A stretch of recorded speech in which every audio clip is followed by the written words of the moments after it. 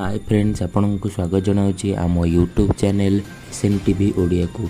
तो बर्तमान बीएससी पिला माने जहाँकि मैट्रिक रिजल्ट बाहर जाऊँगी से नहीं से मैंने बहुत द्वंद्व पड़ुंट कि केबे मैट्रिक रिजल्ट बाहर एवं केबे यार तारीख घोषणा हेबो एवं केबे आमर मैट्रिक रिजल्ट बाहर कौ साइड्रे बाहर तार संपूर्ण अपडेट ये वीडियो नहीं कि आसी। दयाकोरी वीडियोटी को शेष पर्यंत देखूँ और वीडियोटी भल लगे लाइक शेयर कमेंट करेंगे। देखंतु एबे तो वर्तमान आमर पूर्वतन जी थिले आमर शिक्षा मंत्री सौम्य रंजन से वर्तमान इस्तीफा दे देइछन्ति एवं तांको स्थान रे प्रमीला मैडम आमर शिक्षा मंत्री दायित्व तुलाउछन्ति। से जहाँकि आज अपराह्न रे से मैट्रिक रिजल्ट रो तारीख घोषणा करिए बोली सूचना मिली और से जेतेबेले भी तारीख घोषणा करेंगे आम चैनल आपण को सर्वप्रथमे ताहार रिजल्ट रो अपडेट देदेव।